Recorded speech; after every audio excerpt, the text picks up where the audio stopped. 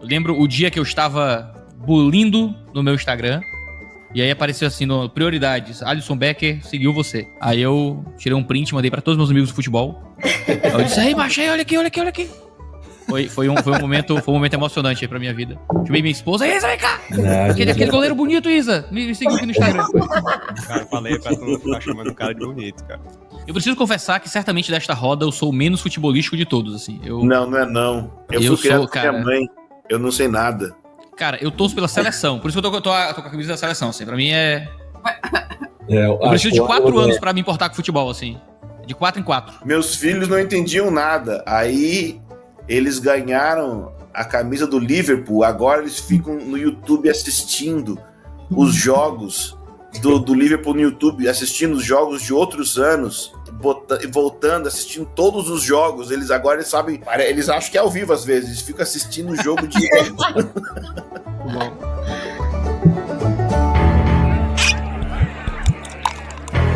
Garçom, cancela o goró. Desce aí um copo com 2 dedos de teologia.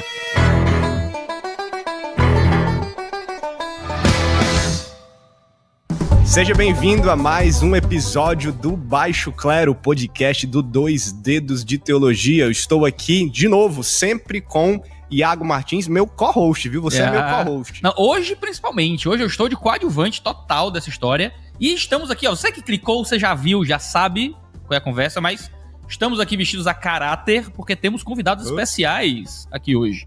Mas antes dos convidados especiais, vamos convidados também especiais, mas mais costumeiros aqui no canal. Eu consegui corrigir? Eu ia dizer não tão especiais, aí ia ficar muito feio. São os nossos patrocinadores, é isso? Nossos comentários? Ou não? Os convidados, são os convidados, ou são os co-hosts de hoje. Ah, sim. Já me adiantei demais. Temos Ângelo e Carol Basso com a gente hoje aqui. Bem-vindos. E aí, gente? Obrigada, amigos. Muito bom estar aqui. Bom demais. O podcast de hoje chega até você graças ao pessoal da Escola Convergência. Vamos falar disso na nossa leitura de e-mails. Mas temos também... Comentários. Opa, obrigado. Não, Nerdcast não. Desculpa. Na leitura das Nós vamos falar... E vamos falar disso na nossa leitura de comentários. Mas temos um outro casal... Outro casal não, assim. Somos 3 duplas hoje. Somos 3 duplas, 2 casais e uma dupla, já que é registrado. Temos um outro casal que eu vou pedir pro Pamplona apresentar aí. Porque eu sei que talvez ele chore, talvez ele... Que é isso, cara? Você tá me constrangendo aqui, só porque eu sou fã. Mas, Iago, nós estamos aqui com os Beckers. Opa! Olha só, eles estão falando diretamente de Liverpool. Então, muito obrigado pela presença de vocês. Sejam muito bem-vindos, Alisson e Natália. Que prazer conversar com vocês sobre o Evangelho. Prazer é todo nosso aí, gente. É uma honra, realmente, né? Tá participando com vocês do podcast. A gente, né, eu acompanho... o Iago aí nas redes sociais já faz algum tempo, né? Também já tive algum contato contigo, Pamplona, também em alguns vídeos, sempre sendo abençoado por vocês. E o Ângelo e a Carol, né? São pessoas que têm tido um impacto muito grande nas nossas vidas, né? Então, um grande prazer pra gente estar aqui nessa roda, né? Nessa mesa aí com vocês, trocando experiências. Muito obrigada, pessoal, pelo convite aí, pela oportunidade, uma alegria pra gente. Muito bom. Alegria nossa, né? Vamos para os nossos comentários, então, Iago? Isso. Então, antes do papo de hoje, que iremos iniciar e falar sobre o Evangelho, trazer o Evangelho para a vida real, falar um pouco de futebol, sobre onde a gente se coloca aí como cristãos nessa cultura aí em volta, vamos para nossa leitura de comentários do último episódio e depois de lermos os comentários, voltamos aqui para esse bate-papo, que certamente vai ser maravilhoso. Vamos então para a nossa leitura de comentários. E hoje eu não estou com o Iago Martins, eu estou com Carol Basso, que vai fazer essa leitura de comentários comigo. Seja muito bem-vinda, Carol. Nós estamos gravando juntos nesses episódios agora e tenho a honra de ter os seus comentários nos nossos comentários. Obrigada, amigo. Uma honra estar aqui com você. Vamos lá, vamos ler junto aqui. Vamos ler junto. Mas antes, Carol, eu queria lembrar pro pessoal que nesse mês de janeiro nós estamos gravando podcasts junto com o pessoal da Escola Convergência. Você viu aqui, lá no início desse episódio, que a gente trouxe 2 alunos, assim, especiais demais, né? Que foram o Alisson e a Natália. A gente vai daqui a pouco para a conversa com eles, que ficou muito boa, né? E eu queria que a Carol falasse um pouco dos alunos, não só deles 2, mas dos alunos da Convergência, da escola. Explica para nós um pouco, Carol, o que é a Escola Convergência, que está nessa parceria aqui com o Baixo Clero em janeiro de 2025? Então, para quem não conhece, a Escola Convergência é uma escola de teologia 100% online. A gente hoje tem 2 cursos de formação teológica. O primeiro, que é o carro-chefe, é o Doutrina e Devoção, que é o curso que o Alisson e a Natália estão formando agora, né? São 2 anos de curso totalmente online, onde o aluno passeia por todas as áreas da teologia, exegética, filosófica, teologia histórica, que é a minha área. Então eu costumo dizer que o Doutrina e Devoção é um mosaico teológico, né? A gente pega todas as áreas e junta aí, são 32 disciplinas ao total. E a nossa ênfase é uma teologia para aquecer o coração. E também muito para a vida prática. A gente puxa isso bastante. Um diferencial, Pedro, que eu vou falar aqui, nunca falei em outros lugares, mas vou falar aqui. Opa, diga. Da nossa escola, que eu vejo que os alunos falam pra gente, é que é legal de fazer, porque algumas escolas, assim, até faculdades do MEC e tudo, são meio cansativos as videoaulas. Os nossos não, a gente faz questão de fazer cenário bonito, sabe? De mudar cenário, de deixar o professor bonito, das aulas serem dinâmicas. Inclusive, vamos fazer parceria aí com o Estúdio Sala, né, para os próximos cenários do professor Iago Martins. Quero ver se vai ficar bonito, se o Iago vai ficar bonito. Então a gente faz questão que esses 2 anos aí do aluno sejam um tempo legal, assim. Cada vez mais a gente tenta se aproximar da estética do YouTube, né, mas com conteúdo de qualidade. Todas as aulas têm apostilas que são praticamente um livro, não é a cópia do que o professor está falando, então é um conteúdo aprofundado, além da videoaula de 30 minutos. O aluno vai ter que ler, ter esse hábito de leitura, vai crescer nesse hábito, com fóruns, alunos de todo o Brasil e também professores de linhas diferentes, de ministérios diferentes. Então a gente deixa o mais diversificado e possível. A gente tenta pensar Muito assim, bom. Qual pessoa é boa naquela área? Vamos puxar ele como professor, combinando tudo isso. Isso é o nosso carro-chefe, Doutrina e Devoção. A gente também tem a Escola de Pregadores, que é um curso de 1 ano focado mais em teologia exegética para pregação ou para quem gosta mais de estudar a Bíblia e ensinar. Vou colocar para a área de ensino. Seria mais ou menos isso. Eu vou deixar o site aí para o pessoal que quiser conhecer mais. Legal, a gente vai colocar aqui com certeza os links da Escola Convergência, os cursos aqui na descrição desse podcast. Você pode ir assistindo e depois ver os links, ou ver os links agora, enfim, fique à vontade. E eu vi, Carol, as fotos que você me mandou aí das gravações de vocês, né, pra gente ter como referência aqui. Muito bonito mesmo. Achei chique demais. Temos um diretor de arte na escola para fazer, né, montar os cenários. Fica muito agradável de assistir realmente, né?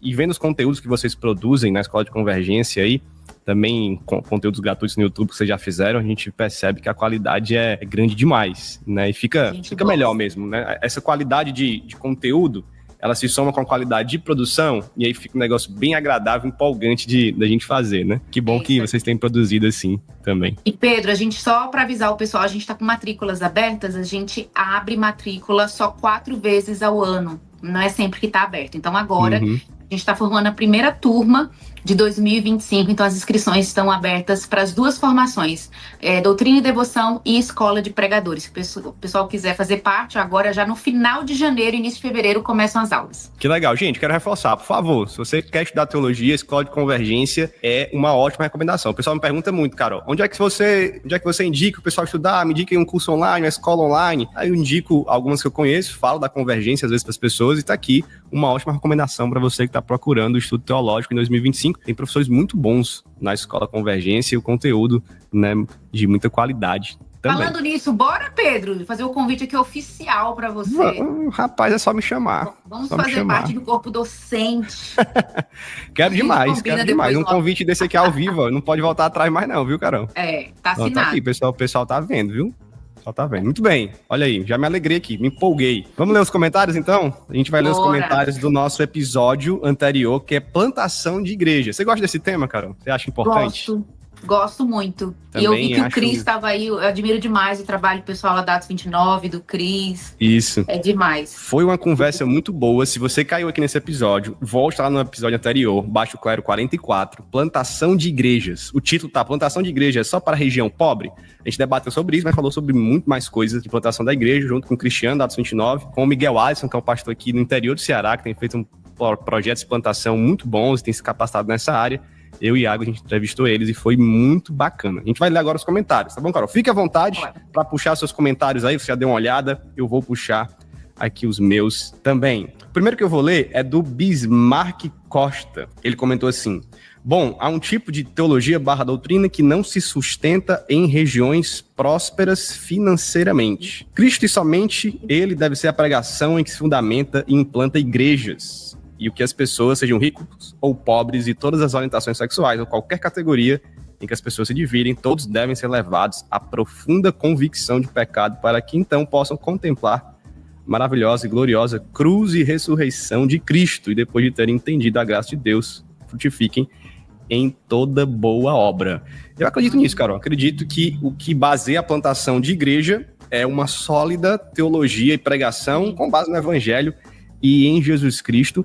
E eu não sei se ele quis falar aqui sobre esses vários tipos de pessoa, Carol, mas às vezes se planta a igreja pensando num único tipo de público, né? Uma igreja aqui só para jovens, só para surfistas, só para senhor de idade, só para isso, só para aquilo, que eu acho que não é muito legal. Eu acho legal plantar igrejas realmente para todo tipo de gente, como o evangelho é universal, né? Mas o que você acha aí desse comentário? Não, eu acho que tá 100% certo. Só o começo que eu fiquei na dúvida, que ele fala assim, há um tipo de teologia que não se sustenta em regiões prósperas financeiramente.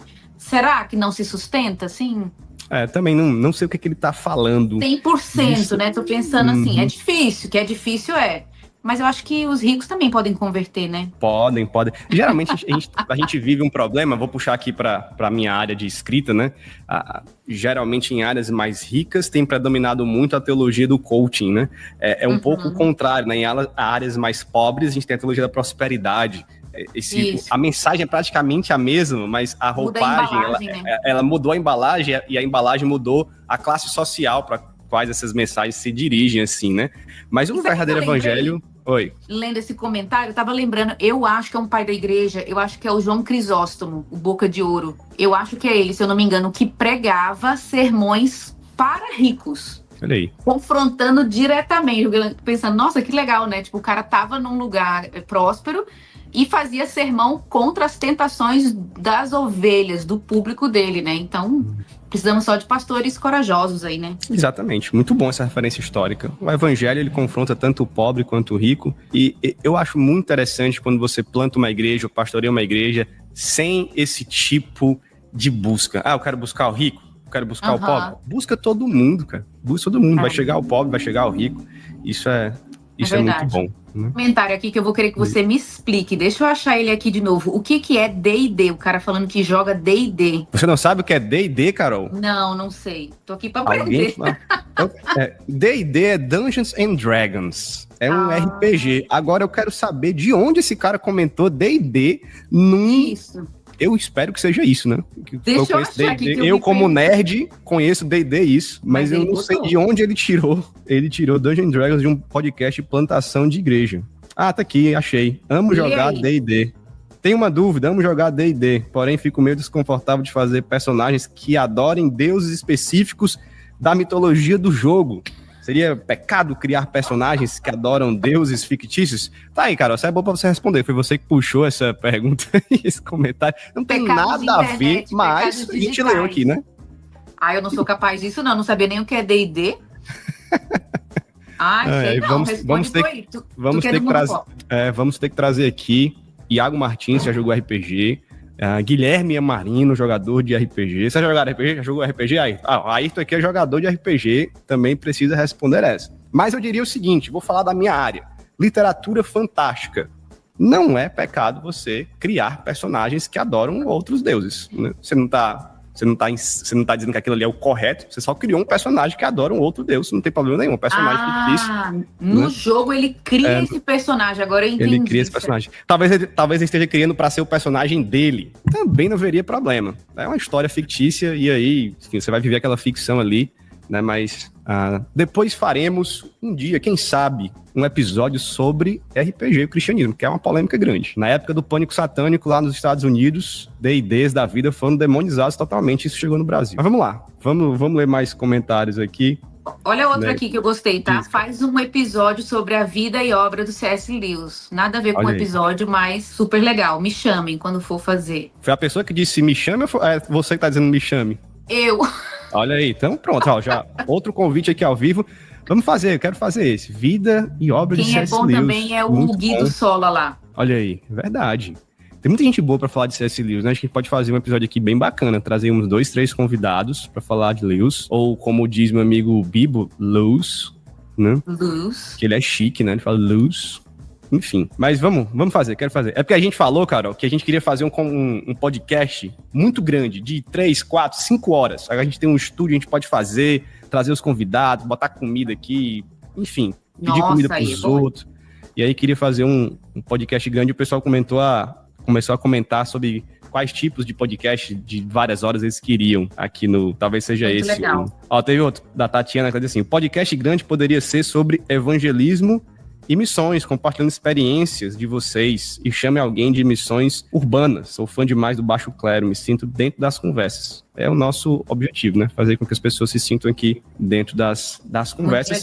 E é uma dica boa aí, compartilhando sobre evangelismo e missões num podcast bem grande. Tem muita história de missionários. Poderia chamar os missionários aqui e ficaria um podcast bem legal. Histórias do campo missionário. Isso aí. Esse é o título. Lembrando que a gente gravou, não sei se já saiu ou não saiu enquanto a gente está gravando agora, com a Luísa Nazaré, que a gente tocou um pouco nesse assunto, né? De missões urbanas. Verdade. Vai sair ainda. É o próximo episódio, com Luísa Nazaré sobre missões urbanas. O pessoal fica atento aí, bem lembrado, cara. Ela estudou sobre isso, então ela trouxe uns insights bem legais, né? Exatamente. A Giane Nunes comentou, que maravilha ver jovens pastores com visões tão sérias e coerentes a respeito da fé cristã. Que Deus continue usando vocês cada vez mais e multiplique essa obra. Obrigado, Giane. Obrigado. Acho que ela tá falando também dos nossos convidados, falando do Cristiano.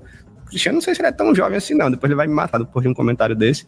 Mas tem o Miguel também lá em Sobral fazendo um trabalho excelente. Pessoal, eu queria que as pessoas tivessem a chance de conversar pessoalmente no calor de Sobral, né? No calor de Sobral não precisa não, né? Que aí é loucura, mas lá converse um dia conversando com o Miguel sobre plantação de igreja, sobre evangelismo urbano, sobre evangelismo interior. É um cara que tem uma conversa assim que ele edifica demais, né? Um jovem pastor. Ô Pedro, não sei se você tem essa sensação, mas tem muita gente boa no Brasil, né? Que não aparece na internet e é ouro, né? Exatamente, demais. Demais. O Miguel, ele é um desses caras. Às vezes ele aparece aqui com a gente em algum momento, mas ele é um desses que você conversa com ele e ele sempre tem alguma coisa ali do jeito dele, ele é malucão assim das ideias. É gente boa demais. O meu é só zoeira. O Júlio César, olhei rapidão e achei que era o Pirula Careca. Eu tinha visto esse comentário, tava procurando, Carol. Eu acho que ele tá falando do Miguel, né, que é o único careca. Mas assim, não tem nada a ver com o Pirula, cara. De onde você tirou? Então olhei novamente. Esse é um tema que me empolga, que eu gosto de participar, de estar envolvido como leigo, mas vivo em um contexto que há muita vaidade e exclusão por parte da liderança, inclusive, infelizmente. É ruim, né, quando a pessoa posta assim, a gente lê aí, o Júlio César lá da igreja, falando de nós, depois corta aí qualquer coisa. Não entendi, ele é da tua igreja? Não é da minha igreja, sim. eu fico pensando numa pessoa que conhece ele, sei lá, que tá a foto aqui, né? A gente bota a foto no comentário aí. O pessoal que tá falando mal de igreja, você não é anônimo aqui no Baixo Clero. Às vezes o Túlio dá uma ditadazinha, se o comentário for muito pesado, né? Mas enfim, a gente bota lá a pessoa que tá perguntando. Tem um comentário legal aqui da Keiri Moraes. Muito boa conversa. Gostei muito da parte em que o pastor Miguel se lembra das esposas dos plantadores, porque todas as estratégias compartilhadas são focadas no plantador. Então, um olhar especial às esposas é extremamente significativo e cuidadoso. Que Deus abençoe esse discipulado. Também fiquei impressionada com o nível de inteligência estratégica de Atos. Que Deus os favoreça. Agora, uma pergunta que me provoca. Plantar igrejas equivale ao dom de apostolado na atualidade? Eu sou sensacionista, mas parece fazer sentido essa relação. E aí, Pedro Pamplona? Rapaz, olha só. Olha, eu acho que foi o melhor comentário de todos. Foi. Parabéns, Keire. Parabéns. Queria começar dizendo, Carol, que você participou de um episódio sobre esposas de pastor, que cabe muito para esposas de plantador, né? Então a Carol participou junto com outras 2 esposas de pastor de um episódio aqui no Baixo Clero. Volte aí alguns baixos cleros atrás. Você vai encontrar um episódio muito bom sobre isso. Um episódio não só para esposa de pastor, eu até falei nisso, né? No episódio que o pessoal ficou rindo, mas para todo. Eu não era esposa, eu não sou esposa de pastor, nem nada, nem mulher, mas foi muito edificado porque é um assunto para toda a igreja aprender, né? Então recomendo demais. Assim, cara, eu não creio que o dom do apostolado ou aquele ministério apostólico era apenas, ou se referindo também àquela atividade de sair por aí plantando igrejas. Missional, como seria, por né? exemplo, né, o apóstolo Paulo. Eu não acredito nesse tipo de interpretação do apostolado como isso. Alguns defendem que a palavra apóstolo também era usada para esse tipo de ministério e esse tipo de atividade, né? O Guilherme Nunes é que fala muito sobre isso, mas agora eu prefiro não tratar como apóstolo para não confundir as pessoas, principalmente nos dias de hoje, né? Chamo de plantador, mas fico na dúvida, não sei se existia realmente o ministério apostólico na Bíblia que chamava de apóstolo esses plantadores de igreja que saem por aí itinerantes, né? Plantando e deixando lideranças, formando lideranças. Então, uma coisa que o apóstolo Paulo, né? O paradigma dele e outros, né? Muito bom. Eu sou meio da linha do Guilherme Nunes, mas ó, é um bom tema para episódio aí, hein? Outro tema muito bom. O pessoal deixa temas aqui excelentes. Muito obrigado por esse conteúdo. Por favor, façam mais sobre esse tema tão importante que é a plantação de igreja. Eu tenho aprendido a gostar deste tema. Desde que minha igreja começou a plantar várias outras igrejas aqui pelo interior do Ceará, né, tem sido um tema muito importante para nós. Nossa, eu acabei de lembrar que eu conheço o Miguel. Conhece o Miguel? Conhece o Miguel da onde, Carol?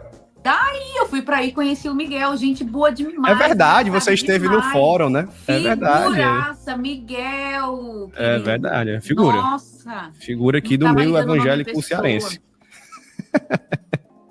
É mesmo, você conhece o Miguel.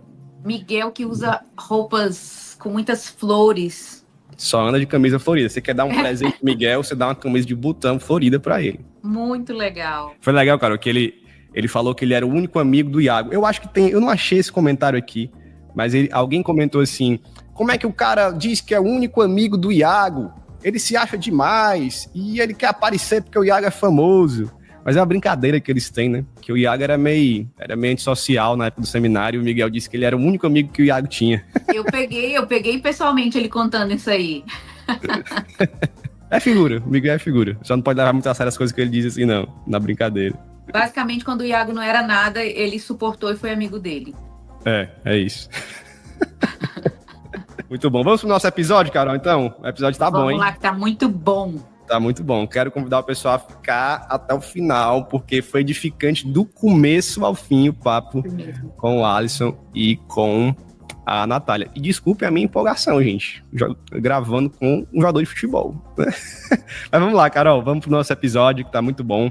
E que Deus abençoe ao pessoal que vai assistir. Amém. Voltamos, Iago Martins. Vamos iniciar então a nossa conversa sobre o evangelho aqui na vida real, sobre carreira, sobre futebol. Eu nasci pra isso, Iago. Eu nasci pra falar de teologia. Vou falar que nem o Miguel. Eu nasci pra falar de teologia e futebol. Ninguém fala de teologia e futebol que nem eu, viu?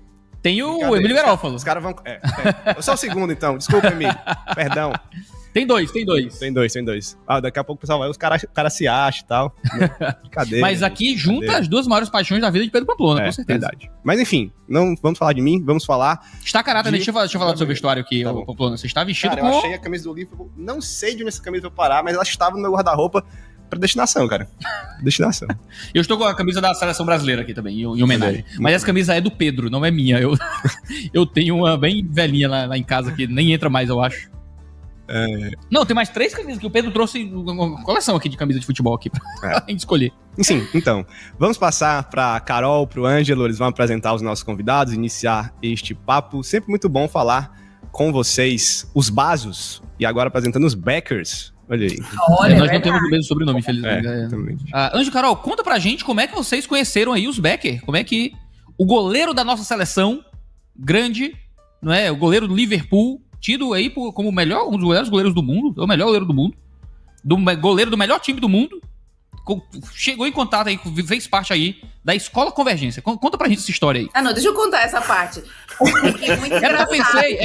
Eu pensei que... Eu vou meter a provocada. Eu vou meter a provocada. Espera que eu vou meter a provocada aqui antes, que aí vai ser logo a alfinetada pesada, entendeu? Que aí já começa a alfinetada pesada, que já deixa o povo animado já. Eu pensei que jogador de futebol e crente era só marketing, entendeu? Que é isso, cara? Não, jogador de futebol que é crente é tipo marketing. Porque os caras dizem que é crente, é coisa de Jesus no jogo e a vida privada... O cara já começa ofendendo os convidados. Jesus é uma energia positiva pra fazer gol. Jesus é só uma superstição, entendeu? O cara é Jesus no campo, é oração antes do jogo, é faixinha, camiseta e tal, aí na vida privada é balada, é mulher, é qualquer coisa, entendeu? Menos Jesus. E aí como é que a gente tem agora o Caba é aluno de teologia, entendeu? O negócio é outro aqui. Mas deixa eu foi essa contar, história é muito engraçado, que isso acontece muito nos bastidores, né? O pessoal que trabalha na escola, que cuida, sei lá, do financeiro, das planilhas e tal. Tem um tal de Alisson Becker aqui. Ah, não, mas nunca vai ser. Porque às vezes rola, né? Os alunos com os nomes assim, sei lá, Sylvester Stallone. Seria um podcast interessante. Se você conseguir marcar isso aí. Melhorei meu inglês, eu acho que já consigo. E aí o Walter, né, falou assim, o Walter que é lá da equipe da escola. Não, mas deixa eu olhar aqui. Nossa, mas ele botou o endereço do Rio Grande do Sul. Será que é ele mesmo e tal? Aí a surpresa maior é que tinha a Nath também, a esposa, e eles estavam tirando notas maravilhosas. Então, assim, pra mim a surpresa não era o jogador de futebol fazendo teologia, era fazendo um bom aluno. Aí foi assim que a gente conheceu e acabou tendo contato, né, com o Alisson e a Nath. Mas foi pra nós uma surpresa. Eles ali, ó, escondidinho, foram fazer a escola, estavam estudando lá bonitinho e tirando notas excelentes. Aí eu falo pra todo mundo, quando a pessoa fala, eu não tenho tempo de estudar. Eu falei, gente, o Alisson estuda e tira nota boa, então qualquer um pode, sucesso, tá? hein? Jogando a Premier League. Três filhos. 3 filhos. E ganhando Então, de 5-0, viu? E aí teve algum momento que o Alisson começou a me seguir e eu olhei assim, aí fica destacado, né? Aí eu cliquei, eu não sabia. Peraí, eu tenho que interromper o Ângelo. Quer dizer que vocês viram que ele era aluno e não rolou nenhum assédio antes disso, não? Teve que esperar ele te seguir? Porque eu já tava ligando pro número cadastrado já. Eu não sabia dessa história. Eu não sabia, ninguém me falou isso aí. O Ângelo é muito tímido e o Alisson também. Então, juntou 2 que não conversam. Aí apareceu no Instagram Alisson Becker. E aí eu coloquei, eu disse, meu Deus, esse cara tem muito seguidor, mas eu não fazia ideia de quem era. Eu não sabia que... Aí eu olhei, é o goleiro da seleção. O Ângelo é muito analfabeto. Eu sou zero à esquerda em entender de futebol. Eu não entendo nada. Zero, eu não entendo nada. Beleza. Aí eu fui falar, eu acho que pro Arlindo ou pra Carol, e aí a Carol me contou essa história. Beleza. E aí teve algum outro momento, passou um momento, e eu vi que ele postou um livro que eu tinha recomendado. E aí eu... sabia que ele era aluno e sabia que ele estava lendo o livro, e eu comentei, falei, esse livro é muito bom. E aí a gente trocou uma ideia e tal. Bom, foi isso. Só que aí tem uma história de como que a mulher da gente faz as coisas assim... Sabe aquele negócio de que o homem é a cabeça e a mulher é o pescoço? Né?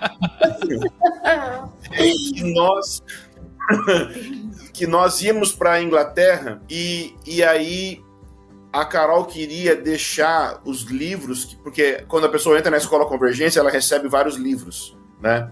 E ela queria deixar vários livros com o Alisson da escola e outros livros mais e tal. Mas eu não ia chegar no Instagram e falar, Alisson, o cara tem não sei quantos milhões de seguidores, a vida do cara, eu não vou falar com ele, eu não vou, meu Deus, eu não vou fazer isso de jeito nenhum. Minha mulher pegou o meu Instagram e falou, e aí, cara, tudo bem? Roubo de identidade. E começou a conversar com ele, dizendo... Do lado dele. Do meu lado. Não me exponha assim. Do meu lado. Mas eu tava tremendo de medo. Não, você não tá fazendo isso, meu Deus do céu. Você tá fazendo isso. E ele respondeu, essa foi a pior parte. Ele respondeu. Eu tô indo pra Inglaterra e tal, e tal. Ele, não, eu vou estar em tal hotel concentrado e tal, que a gente vai jogar. No fim, a gente se encontrou num hotel que eles estavam concentrados antes do jogo. A gente conseguiu dar os livros, se conhecer, e a gente ainda ganhou ingresso para ver um jogo. Foi a primeira vez que eu fui no estádio na minha vida, e aí a gente se conheceu, entendeu? Grande estilo, hein? Em grande estilo. A gente foi no estádio. Só cai no prato do vegano, né? A carne só cai no prato do vegano, né? Podia ser o Pedro Pamplona ganhando esse ingresso, né? Aqui no Ceará a gente chama isso aí de se escalou. Se escalou, é verdade. Se escalou. Esse aí se escalou pro negócio, é verdade. Exatamente. Então, foi assim que a gente conheceu, foi desse jeito. História excelente. Que legal, gente. Foi desse jeito aí. Becker, conta pra gente como foi, então, esse processo, não só de chegar a virar estudante de teologia, né, na Escola Convergência, mas de chegar a Cristo, né? Conta pra gente um pouco da história de conversão de vocês, como é que vocês encontraram Jesus, quem chegou em Jesus primeiro, Como é que foi isso? Primeiro, foi uma revelação pra mim, eu achei que tava falando com o Ângelo, eu tava falando com a Carol, né? Confissões. Tava falando com os dois, né? O anjo tava do lado. Mas dá no mesmo. Mas não foi muito só. bem, foi muito bem. Amém. Quebrou o gelo. Acho que tu tem razão, né, Iago, quando tu fala assim que a questão da religião, né, no meio do futebol ela é muito comum e realmente muitas vezes é com uma visão equivocada, né?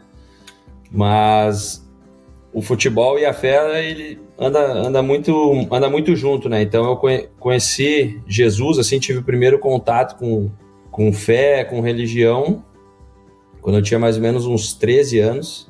Eu tinha um treinador de goleiro que ele é cristão, ainda ele é cristão, e na época ele tinha o costume de ler a Bíblia.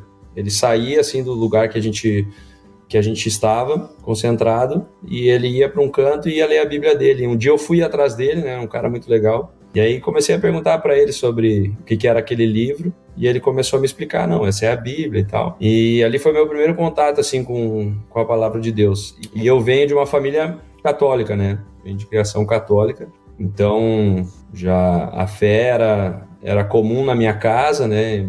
Meus pais ensinavam a rezar, tinham os costumes, mas não eram praticantes, assim, não eram católicos praticantes. Às vezes ia na missa com a minha avó, com as minhas tias, e esse era o meu contato, né, com Deus, assim. Aí eu tive esse momento aí de ter um contato com a palavra através desse treinador de goleiro, e o meu irmão, nesse mesmo processo, com esse mesmo treinador de goleiro, acabou se convertendo. Meu irmão também é goleiro, né, e ele se converteu antes que eu, e eu acabei, assim, seguindo o caminho dele, né, meio que seguindo o exemplo dele. E aí comecei a ir na igreja e tal, comecei a ter um pouco mais de contato com a palavra. E aí, desde os 13 anos, então, eu comecei a minha caminhada. E aí, com 19, a gente se conheceu. Eu tinha uns 18 anos, mais ou menos, eu me batizei. Demorei um tempo para me batizar. Me batizei. Né? Fui batizado, né? Não me batizei. Depois, com 19 anos, eu encontrei a Natália. E para mim, foi nesse momento que eu comecei a realmente conhecer Jesus mais profundamente. Eu venho de família luterana. Então, eu fui criada numa igreja luterana, que já era uma outra realidade da católica, né?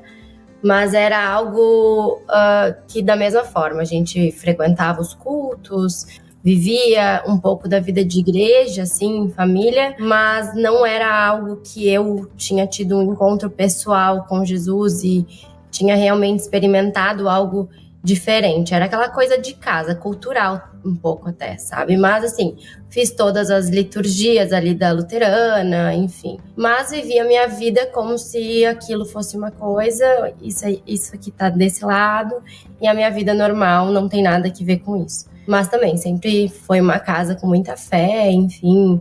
Lembro, né, desde pequena, meu pai orando.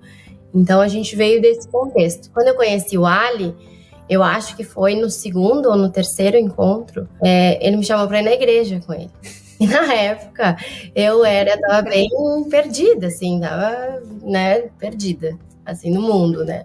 E ele me chamou pra ir na igreja, terceira vez que a gente se viu, era uma sexta-feira, eu morava em outra cidade, eu tinha ido pra me encontrar com ele. E eu falei, onde esse cara me chamar pra ir, eu vou, né, quer ir pra igreja, vamos pra igreja, tá tudo certo. E aí a gente foi pra igreja. E aí a gente chegou lá e eu fui muito bem recebida lá pelos pastores, muito queridos, e era uma igreja batista. E eu lembro, assim, pra mim foi um choque, porque pra mim, a minha realidade de igreja era a igreja luterana, né? Era uma igreja com os hinos, com aquela coisa muito mais tranquila. E eu lembro que quando eu cheguei na igreja batista, eu vi aquele povo chorando, aquele povo gritando, aquele povo de braços levantados, e eu disse assim, o que tá rolando aqui, né? Nunca tinha tido essa experiência antes. E aí, quando a gente saiu de lá, eu sempre fui muito curiosa, sempre, né? Porque, né, pra mim, a gente era, né, os dois tinham a mesma fé, assim, mas aquilo foi um choque pra mim. E eu falei pro Ars, tá, mas como assim? Que é isso? Assim, por que desse jeito? Por que tu tava chorando? Por que tu tava, né? E aí ele falou assim, não, porque tava ali adorando a Deus, tava adorando a Jesus e tal. E eu achei aquilo muito diferente, assim, muito diferente naquele momento. E o Alisson começou a me perguntar coisas, tá, mas tu entende a obra de Cristo, né? Tu entende a cruz, tu entende que isso, que aquilo, que aquele outro. E eu via que tudo que eu entendia era muito superficial naquele momento. E o Alisson falou, por que tu não lê a Bíblia? E aí eu falei, eu vou ler. Eu, na época, fazia medicina, eu já era acostumada a ler muito, né? Eu tava no 3º ano de medicina quando a gente se conheceu. E aí eu pensei, quer saber? Vou ler. E foi aí que eu comecei a ler a Bíblia. E então, foi aí que realmente, assim, a minha vida foi transformada. Foi aí que eu pude me reconhecer na história, realmente. E reconhecer a obra, né, de Deus na minha vida, a obra da cruz. E para mim, foi esse ponto onde o meu coração foi realmente transformado, onde a minha mentalidade mudou, onde aos poucos a minha vida passou a seguir um outro caminho. Não vivia mais com isso à parte. Isso estava enraizado em mim e tudo aquilo que eu fazia passou a ser mais correspondente com a fé que eu tinha, né? Então, para mim foi esse momento. E a gente acabou crescendo, né? Assim, eu acabei sendo um instrumento na vida da Natália, né? Um instrumento de Deus na vida dela. E ela acabou depois sendo um grande instrumento na minha vida, porque eu tive um período, né? Acho que vocês começaram assim falando, o jogador e tal, que estuda teologia, que é um ótimo aluno, mas eu tive, acho que vou me colocar um pouco para baixo agora, né, me colocar no meu lugar. Eu tive, assim, um momento, depois da conversão da Natália, assim, muito de esfriamento na fé, assim. E ela foi um grande instrumento na minha vida para me trazer de volta para o lugar que eu deveria estar. Eu fui muito corrompido, assim, pelo meio que eu convivia. O futebol, ele traz várias coisas boas assim pra gente, né, que são coisas lícitas e boas, mas também traz muitas coisas erradas assim pela cultura em si que nós temos acho que no nosso país, né? Então eu fui muito muito abençoado pela vida da Natália, assim, nesse sentido de ter um redirecionamento. Tanto que quando me perguntam assim, quando é que tu te converteu, eu não sei dizer exatamente o momento da experiência que eu tive, né? A gente tenta falar sobre uma experiência, mas aquilo que eu posso falar, assim, que foi impactante na minha vida foi ter uma experiência com a palavra de Deus, né? Com as escrituras. E foi esse caminho, assim, que nos direcionou a estudar teologia, né? E a gente responde a tua pergunta, né? Como é que a gente chegou, assim, ao Convergência, a estudar teologia, e foi através Deus foi acendendo uma paixão pelas escrituras no nosso coração, né, de querer saber cada vez mais, de querer conhecer cada vez mais, e aí a gente decidiu mergulhar fundo, né, e começar a fazer um curso de teologia, né, que é o Doutrina e Devoção. Cada vez que a gente estuda, cada vez que a gente aprende mais, é algo que nos traz mais sede, mais fome de conhecer mais sobre Deus, né? E de ter o verdadeiro entendimento, assim, sobre o Evangelho. Porque primeiro o Evangelho, ele entra, assim, dependendo da maneira como ele é pregado, ele entra como uma promessa de uma vida melhor, né? E isso é muito comum.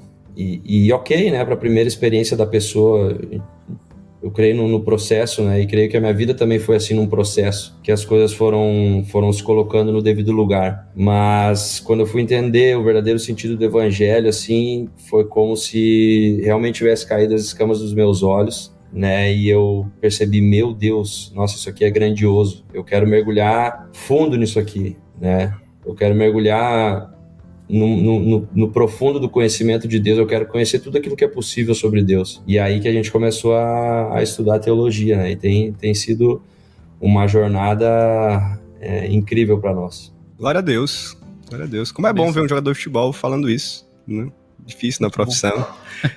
Alisson, Natália, só uma curiosidade, assim, nessa época que vocês se conheceram, né, que se converteram, né, o Alisson, depois a Natália, você, Alisson, já estava no profissional, no Inter, estava nas categorias de base, já estava na carreira, assim, ou estava começando ainda? Eu estava começando, né, foi de jovem, assim, nas categorias de base eu estava. E aí, quando eu e a Natália nos conhecemos, eu estava no Júnior, entrando no time B, né? Eu já fazia parte do grupo profissional, mas eu jogava com o time B, jogava com o Sub-20. Então eu tava naquele momento de transição, assim. Legal. Deixa eu fazer uma pergunta agora sobre futebol, né, e vida cristã. Interessante você tocar nesse assunto, né, do que o futebol e outras profissões também, né, trazem tentações, trazem coisas boas, mas trazem coisas ruins, né? Queria que vocês tentassem falar pra gente sobre esse equilíbrio de uma carreira de muito trabalho, né? E aí vocês dois podem ficar à vontade para falar sobre isso, porque é algo muito familiar, a Natália também deve ter muito a compartilhar sobre isso, né? Porque eu penso assim, né? Como torcedor de futebol, eu gosto muito de ir no estádio, né? É um dos lugares que eu mais gosto de ir. Só que o futebol se choca muito com os cultos na igreja, com a vida cristã de igreja. Então, pra mim, eu não abro mão, né? Lógico, não é a minha profissão futebol, então quando tem culto, eu não vou no estádio, né? Então, são coisas que têm horários e que têm agendas que se chocam demais, né? E para quem trabalha com isso, deve ser bem difícil você adaptar a sua rotina, né? Outras profissões também têm essa mesma característica, pessoas precisam trabalhar muito, às vezes trabalham à noite, trabalham no domingo. Policiais, médicos. Vários casos, né, desse. Como é que vocês tentam equilibrar isso? Como é que vocês têm vivido isso? Seria muito bom a gente ouvir de vocês como vocês têm encontrado, né? E aí vocês podem ser bem sinceros, lógico, né? Essa tentativa de não abandonar o cristianismo, não abandonar a vida cristã, né? Pelo dinheiro, pelo sucesso, pelo trabalho. Seria bom ouvir vocês sobre isso. Bom, primeiro agora não sei nem se, como eu falei, né, antes, a experiência que a gente tem tido assim com Deus, ela é tão impactante, tão profunda assim, tem realmente alcançado o nosso coração, que eu não sei nem se a gente conseguiria perder isso de alguma maneira, né? Mas, assim, nós temos procurado ter um equilíbrio em toda a nossa vida, né? E quando tu falou, né, sobre o assunto ser algo familiar, aí que entra um grande ponto, né? Na minha carreira, a carreira do jogador de futebol, o jogador sempre coloca o futebol em primeiro lugar, sempre coloca a profissão em primeiro lugar. E isso é natural, né? Porque eu era solteiro, eu não tinha responsabilidade nenhuma, então o futebol para mim sempre foi o foco. Para mim era o futebol primeiro e todas as coisas caminhavam juntos. Aí depois que eu casei, até eu demorei um bom tempo assim para entender isso, né, amor? Que a minha prioridade não deveria ser o futebol. Inclusive eu colocava o futebol na frente de Deus, assim, né? Quando eu compreendi a verdadeira ordem das coisas, né, a minha vida foi mudada, assim, transformada. E tudo foi para o seu devido lugar. Então acho que a questão é que a gente procura colocar tudo no seu devido lugar. O futebol ele é importante, sim, né? Hoje ele é o nosso projeto de vida, né? Ele não é o meu projeto de vida, mas é o projeto de vida da nossa família. É o nosso sustento. Eu vivo o meu sonho de criança quando eu jogo futebol. Eu sempre quis ser um jogador de futebol, mas esse sonho acabou se tornando o sonho da Natália também. Né? Então, tudo que eu acabo vivendo dentro de campo do futebol, ela vive junto, né? E eu procuro sempre fazer com que ela se sinta parte de tudo isso. Muito mais depois que chegam os filhos, isso demanda muito de nós. E hoje eu tenho as coisas no seu devido lugar. Então, não quer dizer que eu não sou comprometido com o futebol, né? Muito pelo contrário. Mas eu tenho Deus no centro, né? Então... o meu relacionamento com Deus é o nosso relacionamento com Deus, em primeiro lugar, né? Depois a família, né? E aí sim, depois as outras coisas, né? Eu creio que esse é um ponto muito importante para a gente ter em equilíbrio. Acho que uma coisa que vocês podiam destacar, que a gente viu na vida de vocês, que a gente acha muito bonito, é a experiência do culto familiar e a igreja em casa. Acho que vocês poderiam compartilhar um pouco do que vocês vivem nesse sentido, né? Então, como a nossa rotina é muito diferente da maioria das famílias, né? A gente não tem final de semana.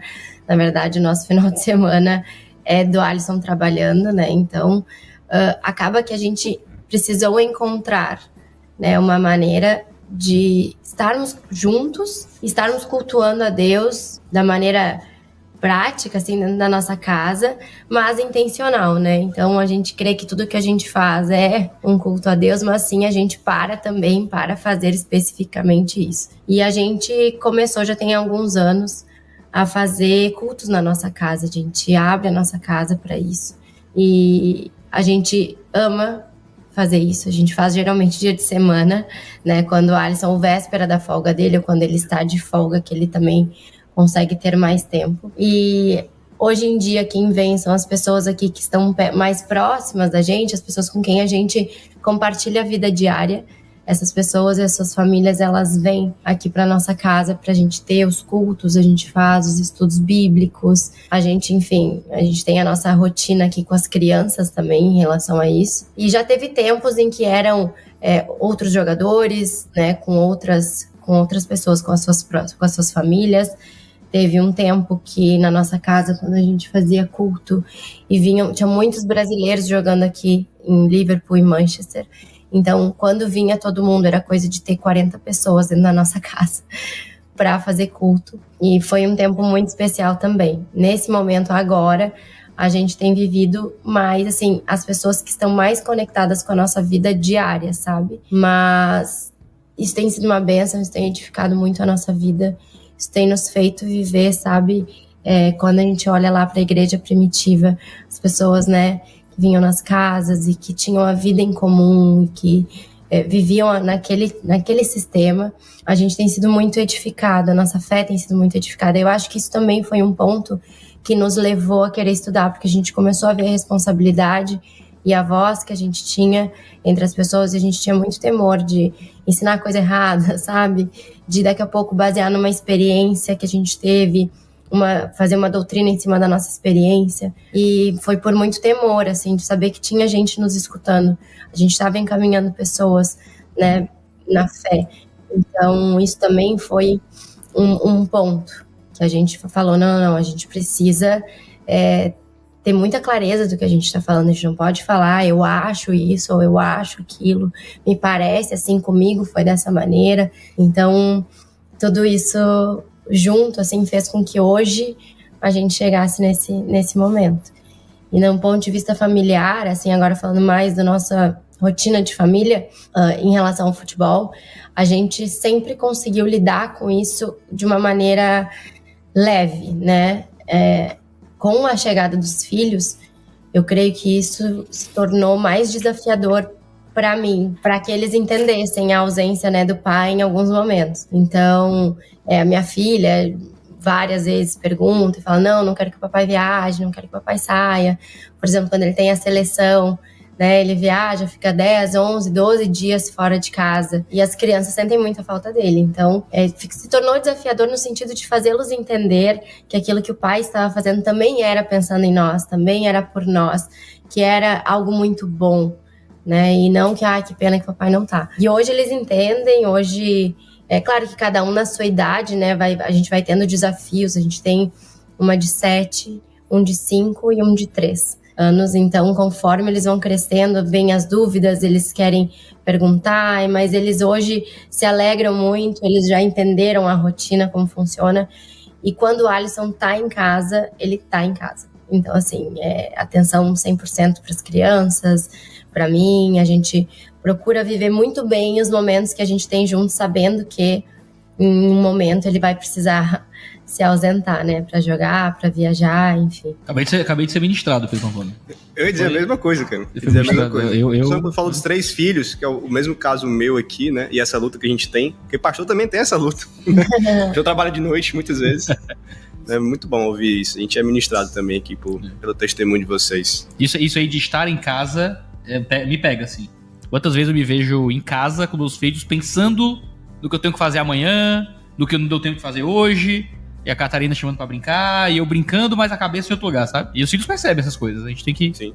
Tem uma sabedoria forte aí. Eu não vi o Alisson, enquanto eu tava lá, mexendo no celular, ficando olhando no celular, falando com outras pessoas. Eu vi ele com as crianças e com a gente também, dedicando tempo para conversar. A gente ficou horas e horas conversando sobre a palavra e com as crianças brincando, e tava sempre com a mente presente lá naquele momento, assim, sabe? É verdade. Esse é um ponto muito importante, né? Porque às vezes a gente não entende a responsabilidade real, né, de ser pai ou ser mãe, né? Então, por isso que eu falei da questão de colocar tudo no seu devido lugar, né? E às vezes dar atenção para os filhos, gastar tempo com eles, né? às vezes parece que a gente está deixando coisas que são nossa responsabilidade também de lado, né? Que às vezes é o trabalho, né? No caso de vocês aí, que trabalha até com o próprio celular, trabalha com o computador, com as redes sociais, mas eu comecei a perceber, né, nessas experiências que eu tenho com eles, que eu tô passando uma mensagem para eles. Né? Então eu preciso ser intencional naquilo que eu faço, eu gosto de ser intencional com eles também. A gente está ensinando eles o tempo todo, né? Em todas as nossas ações. Então quando eu tô com eles, né? Quando também a gente procura cuidar de nós dois, também é importante, né? Não só a responsabilidade com os filhos, mas também com o cônjuge, né? Quando eu tô com a Natália, eu tô com a Natália. E essa coisa do celular, eu sou bem chato, assim, né? Porque é uma luta, né, que a gente tem, assim, para deixar o celular de lado. Também tenho dificuldade com isso, né? Mas eu acho que é essencial, assim, a gente aproveitar o momento, ser presente, é uma maneira da gente glorificar a Deus também, né? Cuidando dos nossos filhos, jogando uma bola com eles, dando atenção. Eu tenho muita memória e muita lembrança desses momentos de infância com o meu pai, né? O meu pai me ensinou isso na maneira dele de estar presente, né? Essa é uma marca muito grande. Eu não lembro de grandes frases que meu pai falou, grandes ensinamentos, né? Frases de impacto que transformaram a minha vida, mas o que transformou a minha vida foi a presença do meu pai comigo, assim, gastar tempo comigo, me levava para pescar, brincava comigo, jogava futebol, me levava para jogar futebol, ia assistir meus treinos, meus jogos. Então, assim, estar presente, né? É a melhor coisa que a gente pode deixar para os nossos filhos e ensinar para os nossos filhos. Você falou que você estudou medicina? Exato. Medicina. Mas hoje, para poder acompanhar o seu marido, você certamente teve que dar uma pausa na carreira para seguir o seu marido no projeto de Deus para a vida de vocês. Como é que foi isso para você? De você ser uma pessoa que está fazendo uma faculdade, que é uma faculdade importante, uma área muito buscada, muito desejada, concorrida, e você decidir agora focar a sua vida no cuidado dos filhos, do marido e desse projeto que Deus tem estabelecido aí por meio do Alisson na vida de vocês também. Então, foi difícil? A gente poderia fazer um podcast só sobre isso, mas eu vou tentar falar. Está marcado. Já pegou a agenda aqui. De uma maneira mais abreviada. Mas assim, num primeiro momento pra mim, foi meio que natural por eu entender a dinâmica que estava acontecendo na nossa vida. Quando eu conheci o Alisson, eu estava na metade da faculdade de medicina. E eu lembro que um momento bem marcante para mim, assim, no meu coração, foi quando ele me pediu em casamento. E ali eu tive a convicção, assim, esse sim vai gerar vários não na minha vida, né? Então eu sabia a carreira que ele tinha, eu sabia a projeção que ele estava tendo, eu sabia o que poderia acontecer, né, com a nossa vida, da gente ir embora do Brasil. E a gente conversava sempre sobre isso, enfim. E o Alisson sempre teve uma preocupação, ele sempre falava como tu te sente em relação a isso, porque, né, a gente pode dar um jeito, a gente vê isso, a gente vê aquilo. E eu falava, não, tá tudo bem. E eu sempre tive essa noção também de que a minha profissão, ela não tinha um prazo, né? E a do Alisson, sim. A do Alisson é uma carreira que tem um prazo, ela é mais curta, né? Então, nunca foi assim, estou fechando completamente a possibilidade de um dia trabalhar novamente. Mas, graças a Deus, eu finalizei a faculdade, eu me formei em dezembro de 2015, e o Alisson, na outra semana, foi vendido para Roma. A gente assinou o contrato com a Roma. E aí, eu lembro... Essa é uma terminologia do futebol que eu, que não sou um cara do futebol, acho maravilhosa. O cara foi vendido. Tipo assim... Venderam a pessoa, é um negócio muito louco. Venderam ele. E aí, eu lembro que ali eu vi uma graça de Deus, porque a gente assinou o contrato em dezembro, porém, a gente só iria para Roma em julho, no meio do ano. Então, eu tive esse tempo para trabalhar. Então, eu cheguei a exercer a medicina, eu trabalhei como médica, eu trabalhei esse tempo, né? E foi muito especial, foi muito legal pra mim. Eu lembro que eu fiz, assim, aquilo com muita alegria, com muito entusiasmo, porque eu sabia também que naquele momento eu viajaria e iria embora. A questão toda, pra mim, eu acho, assim, sendo muito honesta com vocês, eu acho que como tudo na nossa vida, conforme vão passando os anos, a gente vai olhando pra nossa história. E eu precisei várias vezes redimir a minha história também, sabe? Por existir, é uma questão cultural, que olha para a medicina, por exemplo, como algo muito grande, como que não usa isso, como que não exerce, como que parou, como que deixou isso de lado. E isso várias vezes me pegou no caminho, sabe? Eu sempre pedia pro Senhor, assim, Pai, me dá um olho de graça com a minha vida, sabe? Que eu possa olhar para mim com graça, que eu possa olhar para mim, para as minhas escolhas com amor. E eu tive muita paz de Deus, assim, nas decisões que eu tomei. Eu sempre fiz tudo olhando e pensando o que Jesus faria no meu lugar agora. O que é importante para Jesus que eu faça? E assim como a Alisson falou, a gente viveu esse período delicado do nosso casamento, esse momento difícil, esse momento de afastamento, esse momento que a gente não era mais, a gente não estava conectado, assim, eu não tinha uma segurança no casamento de que era a decisão correta, mas eu tinha uma segurança em Deus de que eu estava fazendo o que eu deveria fazer. Então, isso tudo moldou muito, assim, quem eu sou, como eu me via. Eu tive que reconstruir dentro de mim, e graças a Deus por isso, a minha identidade, que o valor que eu tinha não estava no que eu fazia, não estava no título que eu tinha, não estava no meu diploma, não estava no que eu fazia, né? Estava em quem eu era, como filha de Deus. É isso que define quem eu sou. Essa é o motivo da minha satisfação, né? É estar em comunhão com o meu Pai. Então, isso foi redentor na minha vida, sabe? E depois de, assim, muitos e muitos e muitos anos, teve um dia que eu experimentei, assim, um sentimento em relação à medicina, e eu entendi que eu deveria continuar estudando. Então, eu ainda estudo, eu ainda aprendo, adquiro conhecimento nas áreas que eu gosto, com muita leveza, né, por estar aqui, enfim. E sabe que para mim, algo que foi muito importante, assim, que o Alisson sempre ministrou isso sobre a minha vida, foi entender em que estação que eu estava, sabe? Eu tive 3 filhos e tenho, né, 3 filhos e tenho a nossa vida, a vida da casa, nós temos, né, as empresas. Graças a Deus eu tenho uma aptidão para organização e para administração, que hoje eu posso servir a minha casa dessa maneira. Então eu ajudo o Alisson a cuidar de toda a nossa questão financeira da casa, né, da nossa família. E além, né, do cuidado com as crianças e do cuidado administrativo do lar em si.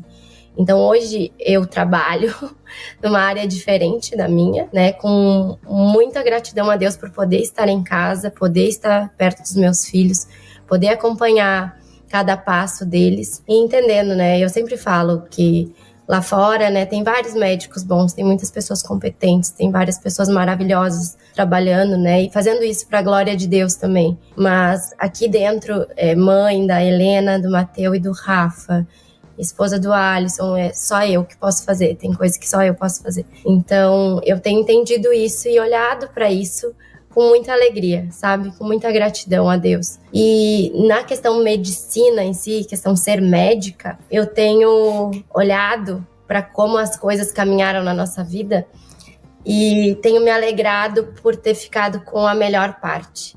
Porque eu ainda cuido de gente, como eu sempre amei fazer. Eu me preocupo com as pessoas, eu sempre tive no meu coração, assim, uma compaixão, sabe? Uma vontade de aliviar sofrimento. E foi por isso que eu fiz medicina. E hoje eu consigo ver que a minha vontade de fazer medicina, ela foi uma resposta àquilo que Deus já tinha colocado dentro de mim e que eu ainda faço hoje.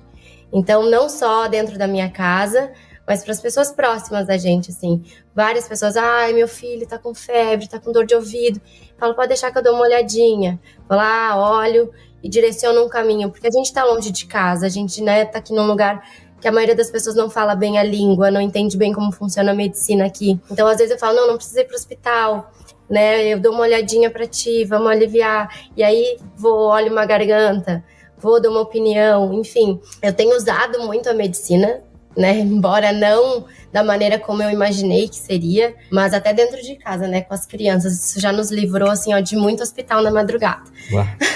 Quem tem filho sabe como é. Sabe como é que é. Então, a grande maioria das vezes eu consigo me virar em casa, né? Resolver em casa com eles. E tenho isso, sou grata a Deus, tenho, assim, um orgulho bom, né? Da minha trajetória e da maneira como tudo se encaminhou. E eu sei que naquele dia que eu me formei, eu entreguei isso nas mãos do Senhor. Eu falei, né? Tem lá, né, no discurso da formatura, Senhor, isso aqui é teu.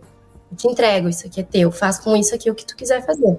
Então, eu não sei o que vai ser, né, no futuro. Se um dia eu vou exercer bem como eu imaginei um dia a medicina, mas tenho me alegrado com a porção que me foi dada, assim. Tenho entendido que é a melhor parte, sabe? Legal. É muito legal isso que a Nath falou da carreira, né, em relação à mulher, porque assim, eu me vejo um pouco nisso, porque eu formei em jornalismo, né, e eu tinha um sonho de ser jornalista mesmo, assim, repórter e tal. Aí abandonei tudo para seguir o pastor aqui.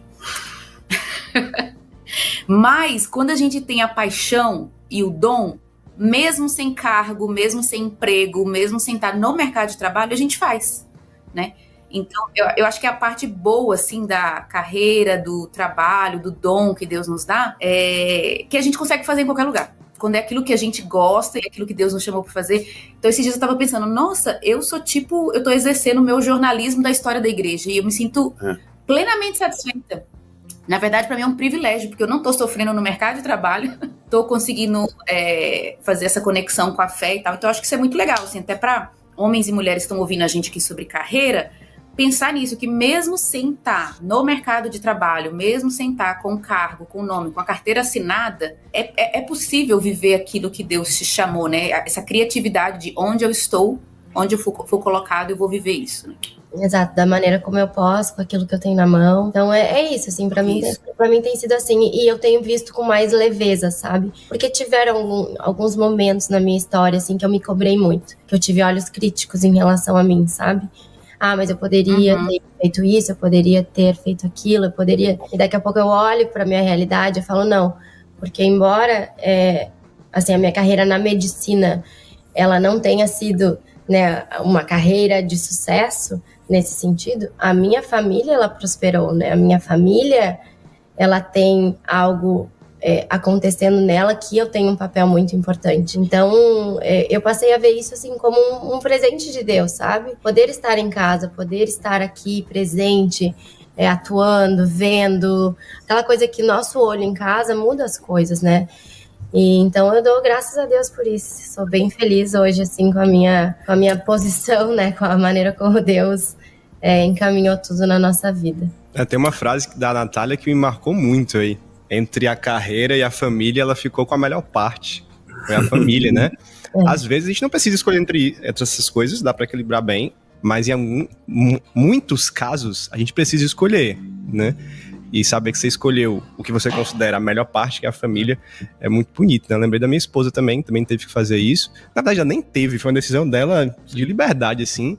Aí acho que ela diria a mesma coisa, né? Que escolheu a melhor parte. E também, como a Carol falou, como a Natália falou, hoje ela continua fazendo aquilo que ela abandonou como carreira, né? Ela abandonou a arquitetura e às vezes ainda faz isso, né? A gente tem uma escola, por exemplo, que a gente fundou, ela tá lá na reforma, é ela que vai na frente e faz o projeto e tá lá junto na obra, né? Fazendo pra glória de Deus, né? E que legal ouvir isso. Infelizmente, algumas famílias não têm a possibilidade de escolher, né? Também tem essa situação. Às vezes as mulheres não conseguem uma estrutura familiar que permita que elas parem de trabalhar fora para focar no trabalho em casa. É sempre uma bênção quando Deus nos dá essa possibilidade, né, de ter esse poder de escolha. Se vocês vissem o dia a dia da Nath, vocês iam... eu fiquei, assim, impressionado, porque eu achava que carreira de futebol era só jogar futebol. Na verdade, mano, é uma... É tipo quem acha que pastor só faz pregar no domingo, 1 hora, né? Exatamente. Mano, é uma empresa... Tipo assim, a realidade é uma empresa com uma equipe e a Nath vai coordenando tudo e é insano, assim, é muito trabalho. Por exemplo, o fato do Alisson ter jogado um dia e aí ter o treino de recuperação no outro dia, que eu não sabia que tinha isso no futebol. Treino de recuperação? Falou a recuperação certo, não fica em casa dormindo, não é isso não? Netflix? O recovery, né? Não, treino de recuperação é Netflix. É que nem academia, cara, que tu disse que fazer exercício ajuda a diminuir a dor. Não, é. Parecido. Explica aí, Alisson, é isso mesmo? E às vezes é no próprio dia, né? Tem treino de recuperação que é depois do jogo. Eu achei injusto. Ele jogou o jogo, aí eu pensei, aí eu pensei, pô, amanhã vamos ter o dia inteiro pra conversar. De manhã cedo ele saiu e voltou pro CT. Que vida é essa? Tá errado, gente. Tá errado isso aí, gente. Aí eu falei isso pro amigo meu falou, não, cara, é isso, é o recovery lá, sei lá o quê. Tem que colocar eu e o Ângelo pra cuidar do Liverpool, vai melhor. Depois do jogo é Netflix, é anime no Netflix, o dia inteiro. E aí tem toda uma equipe que já acorda junto, que já vai junto, o motorista, o outro cara e tal, o preparador. Gente, é uma função, é uma preparação, tem que estar acordado, tem que dormir no horário, tem que... então, assim, é muito trabalho. Dormir no horário é pancada mesmo. Eu acho que um dia perguntaram, acho que foi pro Muhammad Ali, eu não tenho certeza, sobre qual era o treino mais difícil. E ele falou, o treino mais difícil é estar na cama às 9 e evitar todas as festas, baladas e mulheres. Eu acho que foi o Muhammad Ali. E em certo sentido tem um aspecto do treino que muitas vezes não é visto, né? Assim, e tem uma vida muito regrada pra poder estar em casa cedo, dormir bem, recuperar bem. Treino de recuperação que eu descobri agora que existe, né? Pós-jogo é disciplina e muito. Como é que é isso, Alisson? É treino de recuperação? Que é isso? Deixa eu engatar a pergunta aqui, que ele responde já, a gente já mete no tema do podcast aqui, ó. Porque existe a questão de disciplina e dedicação na carreira, e essa disciplina e dedicação na fé, no estudo, em continuar firme em Jesus. Como é que essa rotina e disciplina como atleta, de alguma forma, afeta e ajuda no processo de disciplina para a vida religiosa, para a vida dos estudos, para ser um bom aluno na escola Convergência e tudo mais? Ali no clube, a preparação física, eles têm um lema ali que é treina forte e descansa forte, né? Então, é a questão do equilíbrio, né?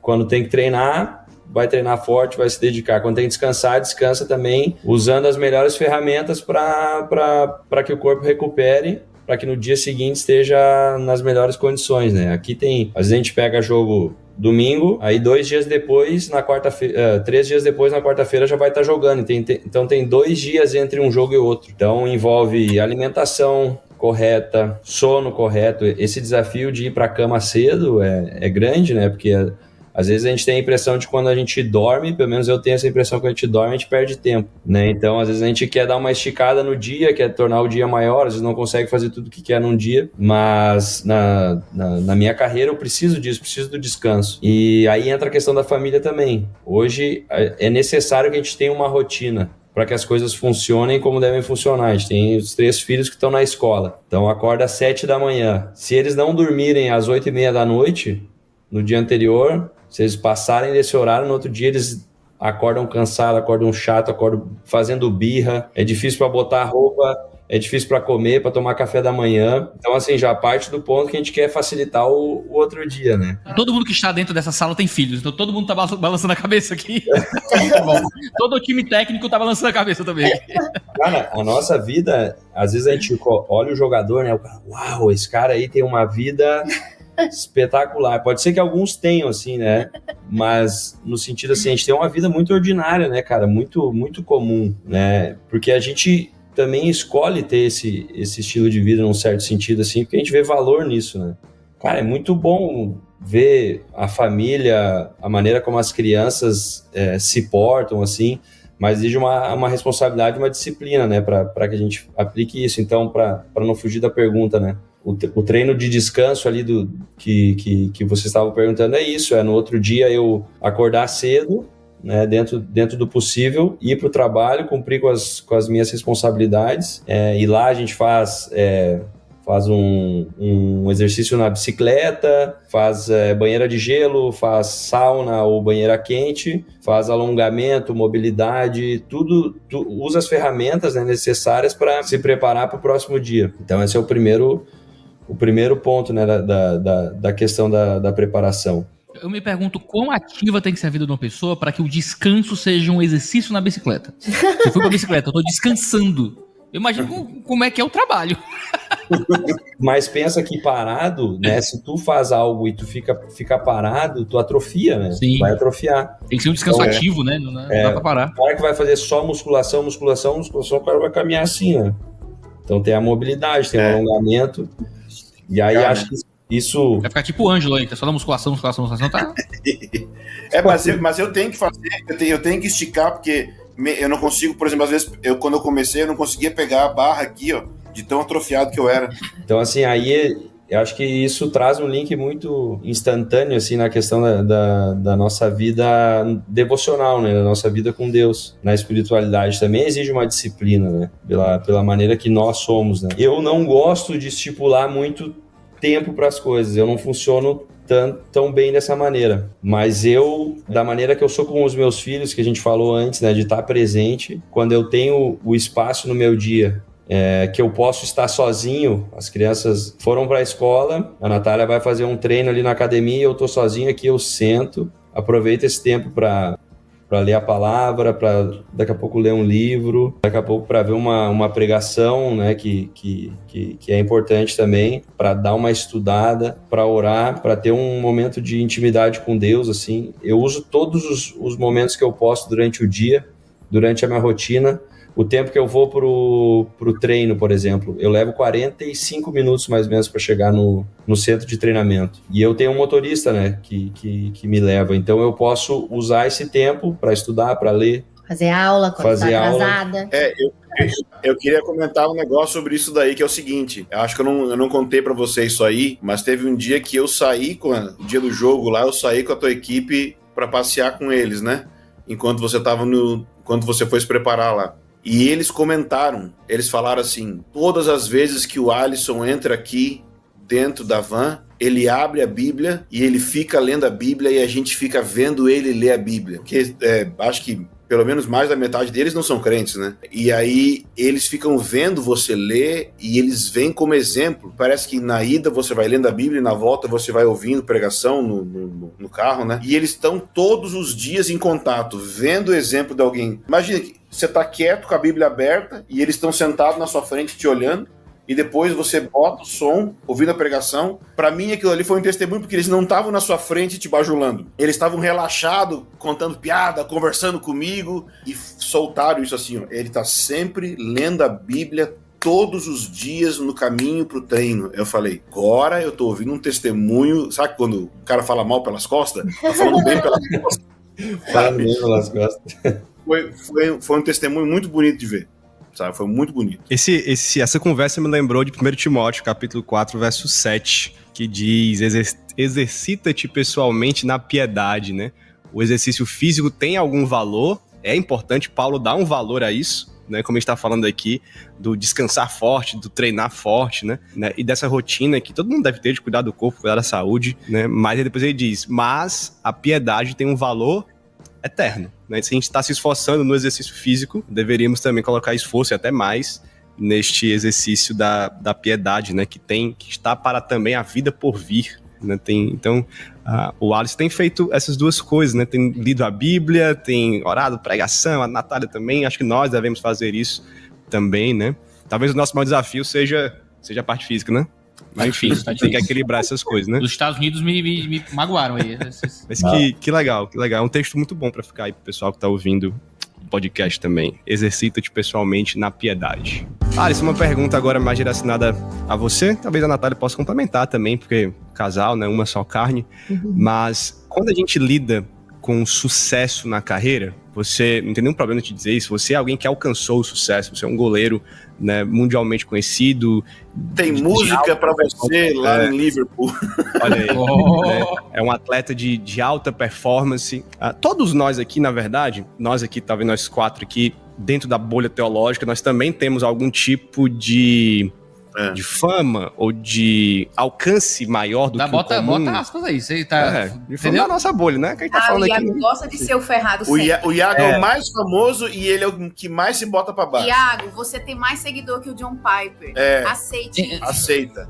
Aumentou o ego, calma, baixa. Aceita. O que eu quero dizer assim, ó, eu quero colocar muitas aspas, porque ele tá fazendo a comparação da gente com Alisson Becker, entendeu? Não comparei. Das Então, nossas assim, bolhas, cara. Mas tem que dar umas aspas aí. Na nossa bolha. Ok. Ele Mas, enfim, introduziu com esse Mas é uma bolinha, é uma bolinha de sabão. Que está lidando. Você é o Whindersson Nunes da teologia. Nossa! Eita.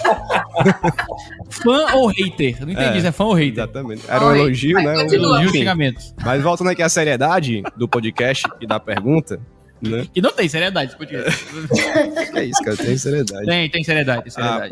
Como é que você lida, né, com o sucesso, vamos falar da celebridade, ser uma... Eu não gosto de celebridade, é um termo... Inclusive aquele livro, cara, da Mundo Cristão que a gente tava falando aqui, fala sobre isso, né? A diferença da fama, do ser famoso e do ser celebridade. Então eu vou usar o ser famoso, é melhor, né?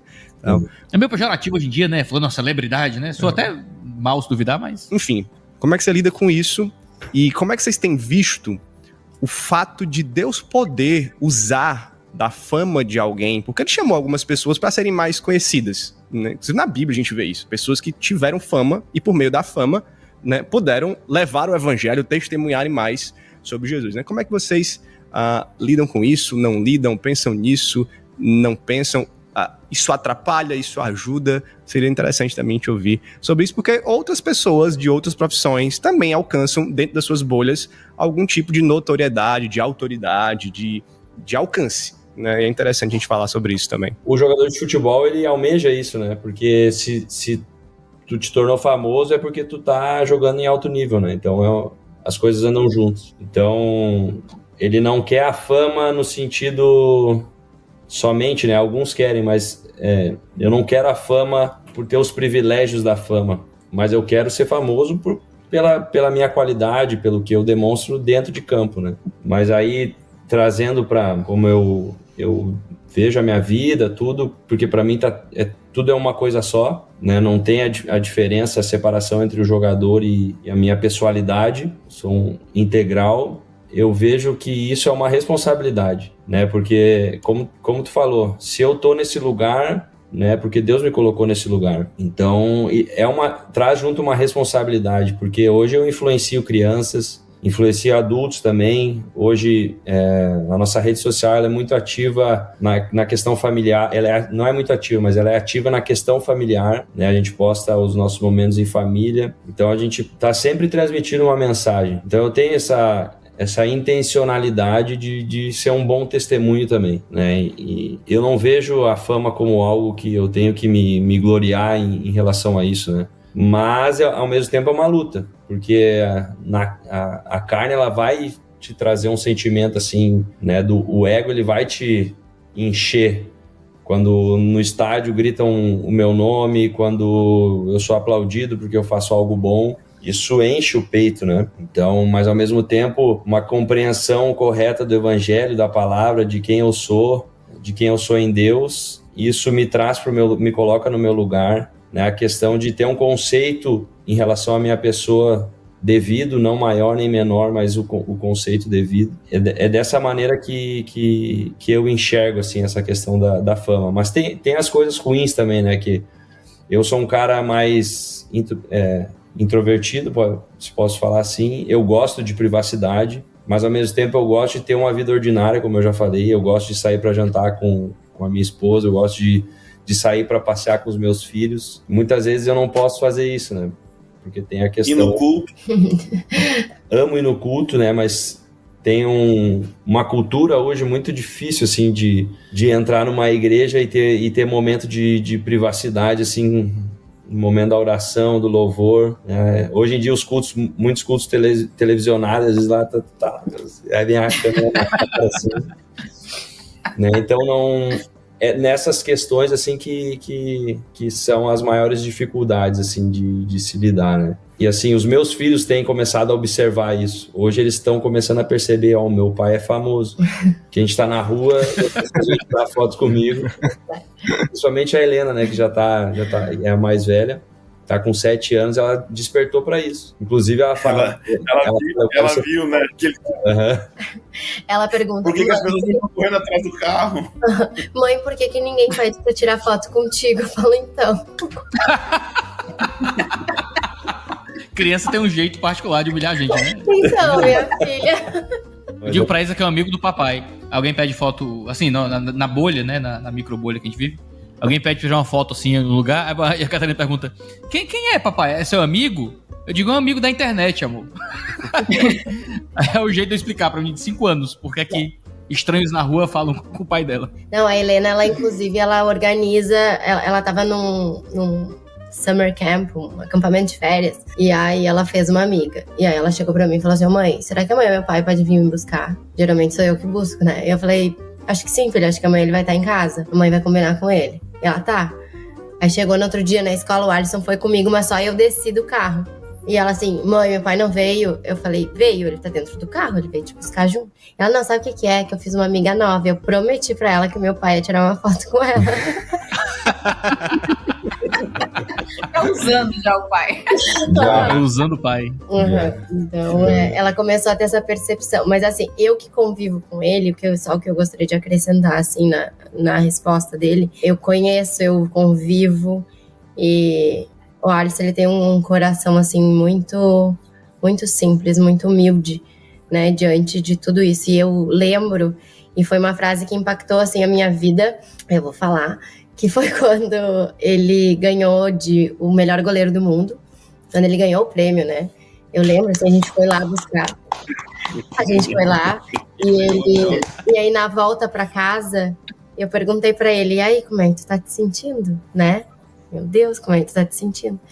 E ele falou assim, eu tô feliz. Ele falou, mas eu sei que isso aqui, né, foi agora, e eu não posso ficar pensando muito a meu respeito em relação a isso, porque talvez um dia eu não seja mais, para essas pessoas que me elegeram, eu não seja mais o melhor do mundo. E aí talvez eu acredite que eu também não seja tão bom, e talvez eu acredite que eu não tenho mais valor. Então, da mesma maneira como eu não vou olhar agora para isso com muita, não vou botar minha esperança nisso, eu também não vou ouvir depois quando eles falarem que eu não posso mais jogar ou que eu não sou mais tão bom. Então, é um coração muito lindo, assim, de se ver, assim, no meio desse meio que a gente vive, né? Mas convive uma semaninha com ele, vai ver que não é tão lindo assim. Eu ia dizer isso, que quando a gente convive com o Alisson, a última coisa que a gente vai pensar é que ele é um famoso, qualquer coisa assim. É verdade. Porque ele é uma pessoa muito simples, muito normal. Você não se sente oprimido num ambiente do tipo, estou na presença de uma estrela e eu tenho que cuidar com o que eu vou falar porque eu posso ser esmagado aqui pela fama. A gente se sente na presença de um irmão em Cristo, como deveria de ser. Deixa eu contar uma historinha rapidinho sobre a fama e sobre o Alisson, né, que eu vou fazer o gancho pra fé também.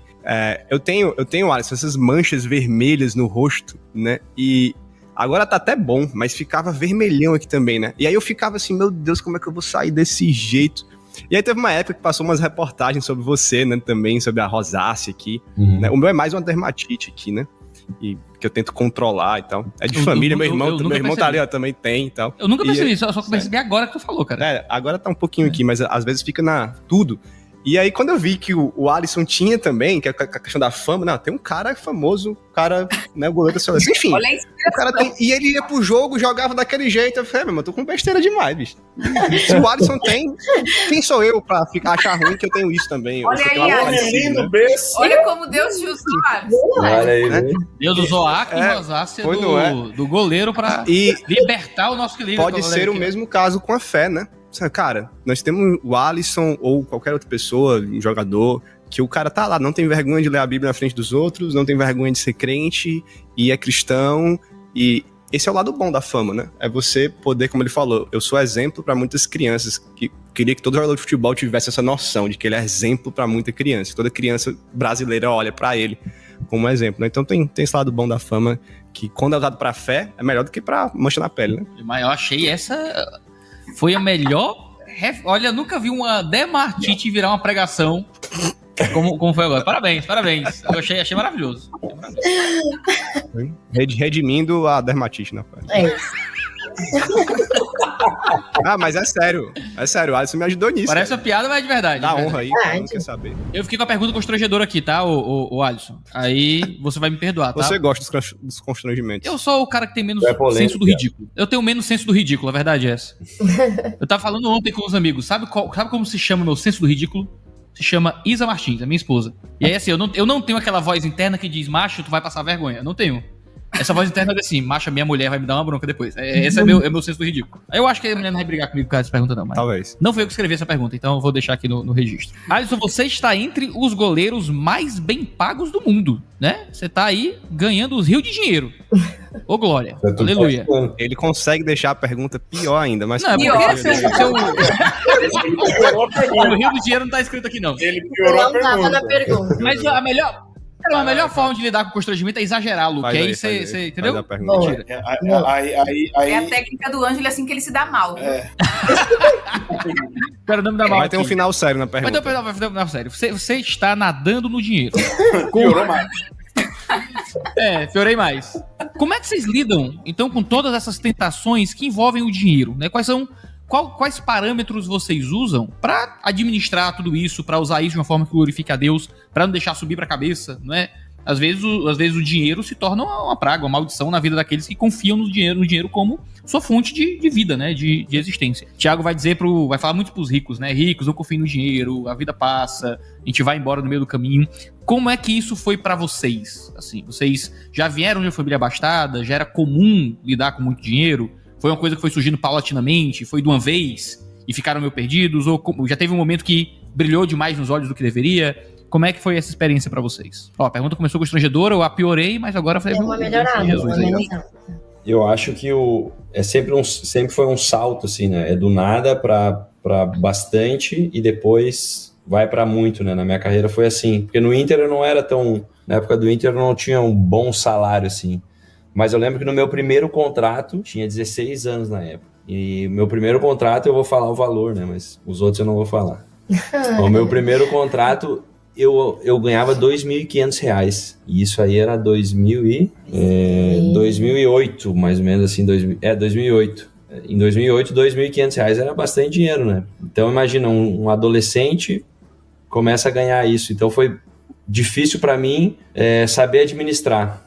Porém, a realidade da minha casa, né, a realidade do jogador é que o jogador ele acaba às vezes sendo o provedor da sua família desde cedo. Né, ele acaba mudando a situação financeira do seu núcleo familiar. Né? Então, meu primeiro pensamento era ajudar em casa. Né?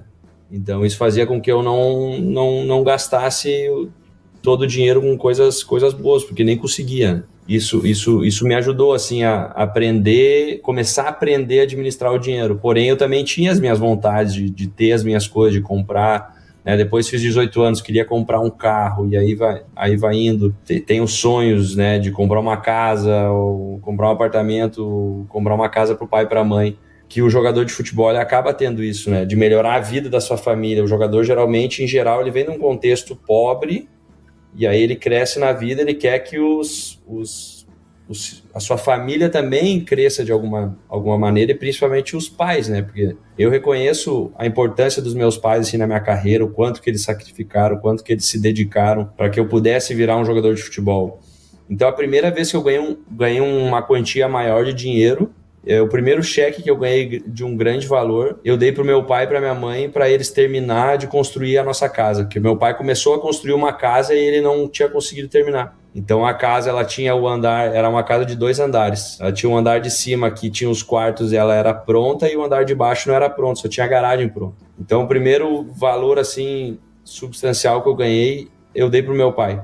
Né? E aí a gente terminou de construir a casa, assim, e aquilo ali, cara, me trouxe uma sensação tão boa, assim, sabe, uma gratidão tão boa com aquilo que eu recebi, assim, pude glorificar a Deus ali por aquela experiência, porque depois que a gente terminou de construir, eu lembro até hoje, assim, eu e meu pai, a gente se colocou, assim, do outro lado da rua, da nossa casa, olhando pra casa, assim, os dois, sabe, admirando aquilo ali, aquela conquista que a gente teve junto, né, isso foi muito bom, né, e todos os momentos eu tive esses aprendizados para hoje. E da mesma maneira que eu lido com a questão da fama, do sucesso e tudo mais, eu também lido com o dinheiro, assim, cara. Eu acho que tem que colocar tudo no seu devido lugar, né? O dinheiro, ele pode ser sim uma maldição, né?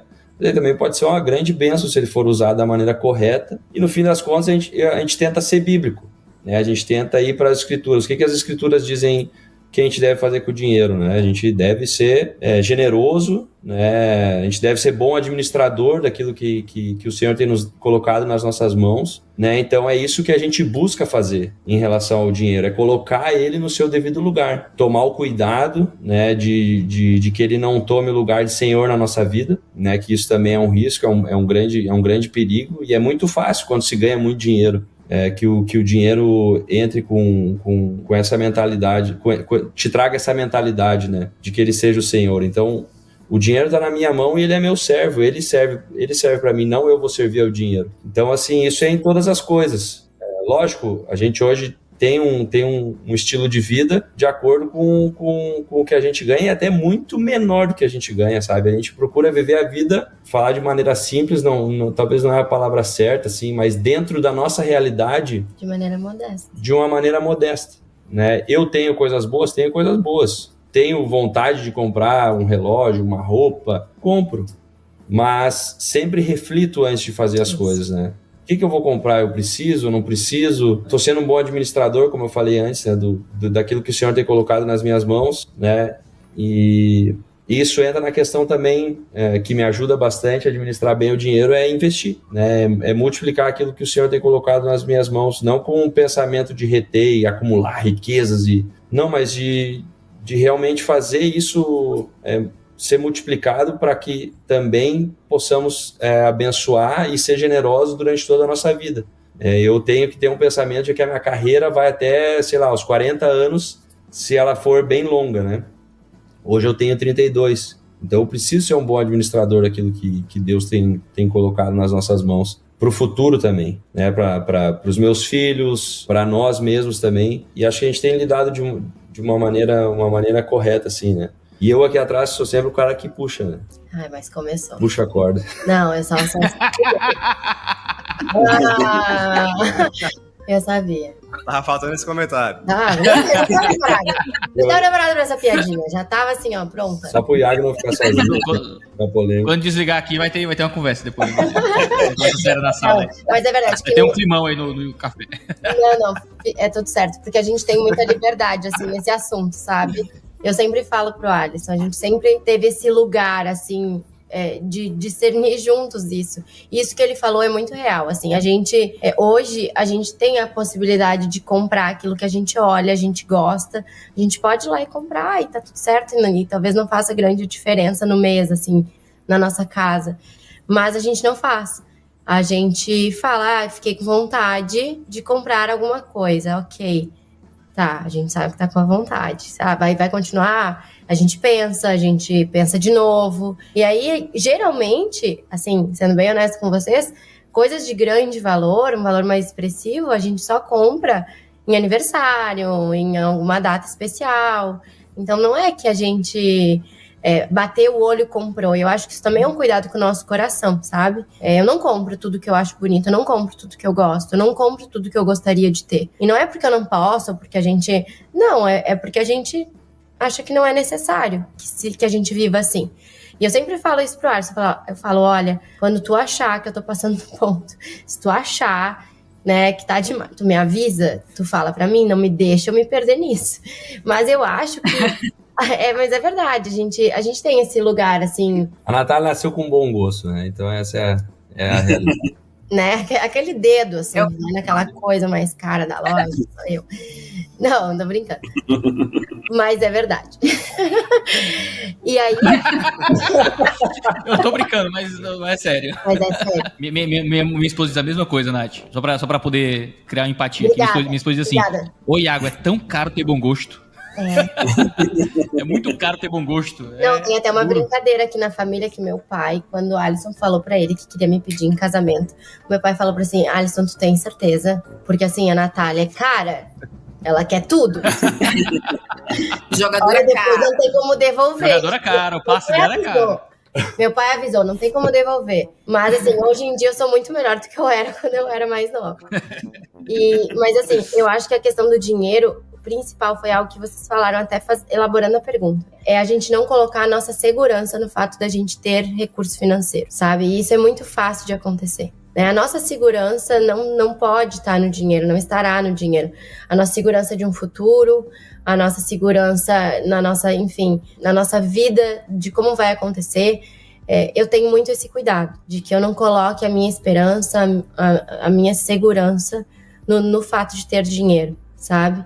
Então, a gente tem lidado bem com isso.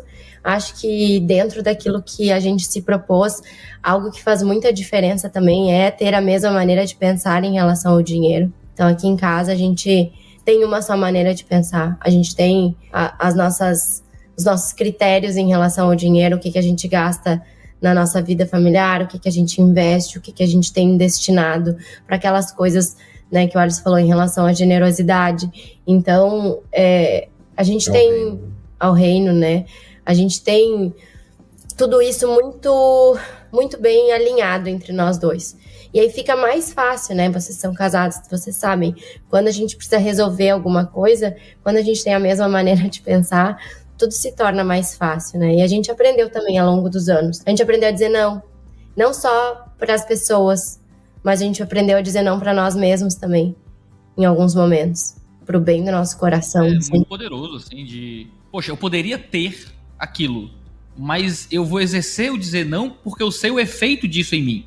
Se eu começar a dizer sim pra tudo que eu quero, não é? Então, assim, é uma coisa bem cristã, assim, porque se não existe um Cristo, se não existe uma fé, se não existe um valor moral, poxa, eu posso. Eu tenho dinheiro, tenho recurso, não vai fazer diferença no orçamento. Por que eu vou me negar uma vontade se não vai fazer diferença no orçamento? Pô, é porque eu preciso, porque vai fazer diferença em mim, né? Vai fazer diferença em quem eu sou, de alguma forma. Isso é muito poderoso. Isso é uma coisa que eu falo sempre falei pra Natália, né? Quando eu brinquei antes de puxar a corda, né? Muitas vezes a gente até mais do que a gente tem menos do que a gente poderia ter justamente por causa disso, por causa do cuidado do coração, né? Então, cara, dizer não é a melhor coisa, assim, pra dizer não pra si mesmo, né? Pra ter essa disciplina, assim, e fazer o uso devido, né? Inteligente e ser cristão também nessa área, né? Que eu acho que talvez é onde mais se tem dificuldade, é ser cristão nessa área. Olha, a gente tem uma última pergunta, mas eu já preciso declarar aqui. A gente teve muitos bons podcasts, excelentes podcasts. O Baixo Clero tem podcasts maravilhosos. Chamamos muitos pastores, teólogos, gente plantador de igreja, muita coisa incrível aqui. Mas, pessoalmente, esse foi um dos podcasts mais legais que a gente já gravou, cara. Conversa muito boa. É uma conversa muito boa. Muito agradável. Eu não torço pra time nenhum. Eu vou começar a torcer pro Liverpool agora. Vou começar a acompanhar o futebol, vou comprar uma camiseta. Ele vai ser aquele Enzo do futebol que torce pro time europeu, que é isso. Eu tô de Fortaleza, cara, porque... Então tá certo. Eu tenho uma camiseta de Fortaleza, cara, que o membro da sua igreja me deu. Aí não, mas pode torcer pro Liverpool. Por causa do Alisson, a gente pode torcer Pronto, pro Liverpool. agora eu torço pro Alisson, não torço pro Liverpool, eu torço pro Alisson. O time Alisson que ele for, eu tô torcendo pro Alisson. É isso aí. Comprar camiseta... Todos nós agora compromissados. Dá pra comprar camiseta de goleiro, cara, com o nome dele assim? Dá, né? Cara, não sei, depende. Tem time que no Fortaleza dá. Dá, né? Deve dar, né? Deve ter. Mas só um comentário interessante, que essa conversa que a gente tá tendo aqui agora, a resposta que o Alisson e a Natália deram sobre o dinheiro, sobre finanças, não é só pra quem tem muito dinheiro, porque quem também não tem dinheiro deseja ter as coisas, faz das tripas do coração pra ter coisas que deseja, e deve ser um cuidado do nosso coração também. Então não é uma aplicação só pra quem tem muito dinheiro. As tentações estão pra quem também não tem, né? Então a gente pode aprender demais, né? Talvez, não tenho o dinheiro que o Alisson tem, não tenho o dinheiro que muita gente tem. Mas nós temos as mesmas tentações, muitas vezes. Nós devemos aprender. Se quem tem tá dizendo que não comprou tudo para cuidar do coração, a gente pode aprender também sobre isso, mesmo que a gente não tenha tanto dinheiro assim. Mas a última pergunta, Iago, é muito boa, uma curiosidade boa, tava doido para chegar nela, tá bom? Eu ia perguntar pro Alisson e pra Natália aí, como alunos de teologia, alunos da Escola Convergência, quais são os temas teológicos, doutrinas teológicas que vocês mais gostam de estudar, tem um carinho especial? A minha, por exemplo, é Trindade, todo mundo sabe disso. A Trindade, Cristologia, essa área, assim, pra mim é muito, muito bacana. Eu gosto muito de Gênesis também, criação, enfim. Mas quais são as áreas que vocês mais gostam, assim, de estudar, que vocês amam de aprender na teologia?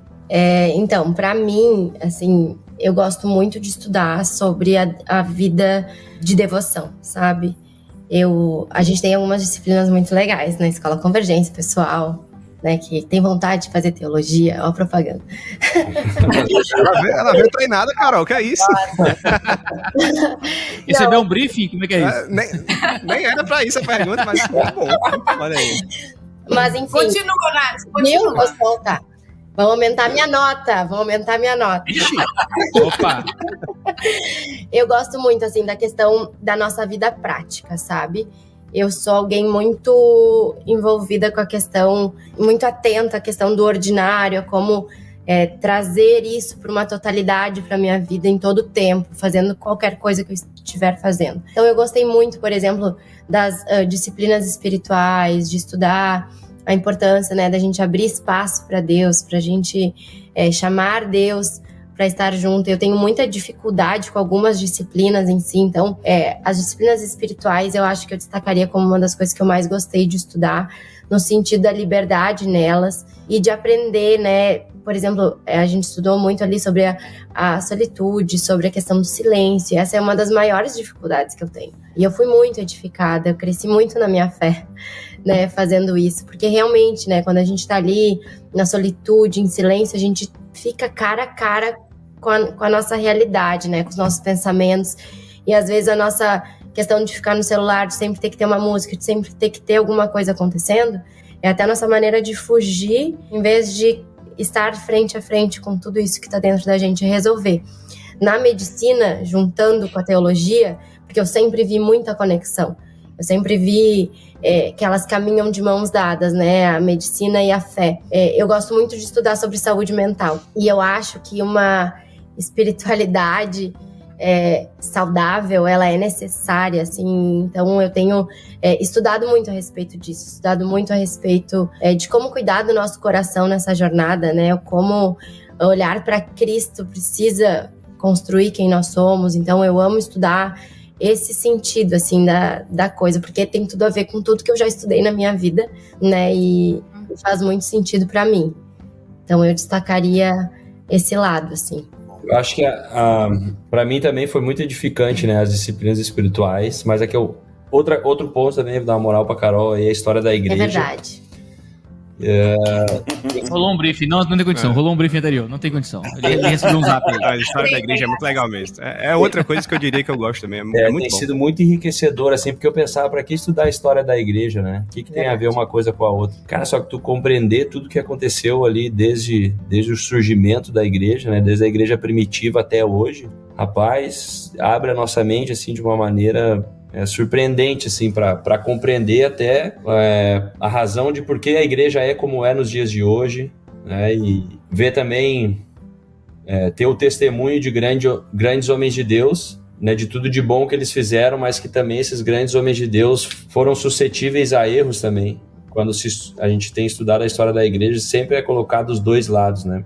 Da moeda. Ver através da história da igreja também a soberania de Deus, de como Deus, mesmo com os homens tendo cometido erros, de como Deus foi misericordioso e usou isso de alguma maneira para cooperar, né, para o nosso bem, para o crescimento da igreja, para o crescimento do evangelho, né, da propagação do evangelho, de como a perseguição contribuiu para o evangelho ser disseminado. Todas essas coisas assim são testemunhos vivos, né, da história, assim, para nos fortalecer também de alguma maneira.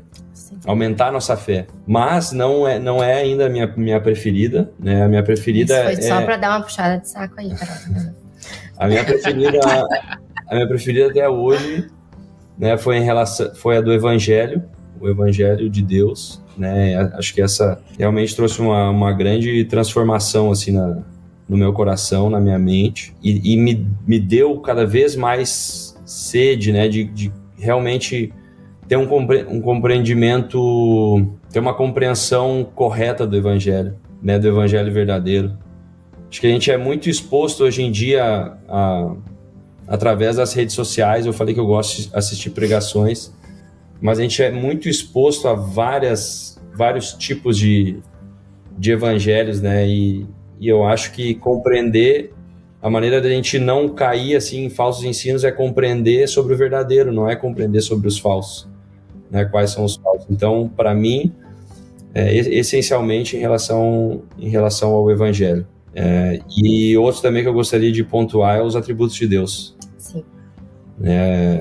Os atributos de Deus, e lendo um dos livros até que os Basos nos deram, que é o Conhecimento do Santo, do A.W. Tozer, também foi um livro que me impactou profundamente, assim, né? E no início do livro ali ele fala que a pergunta mais importante das nossas vidas é quem é Deus, né? E acho que é uma pergunta que a gente demora, pelo menos eu demorei para fazer, quem é Deus, né? Então, mergulhar nesse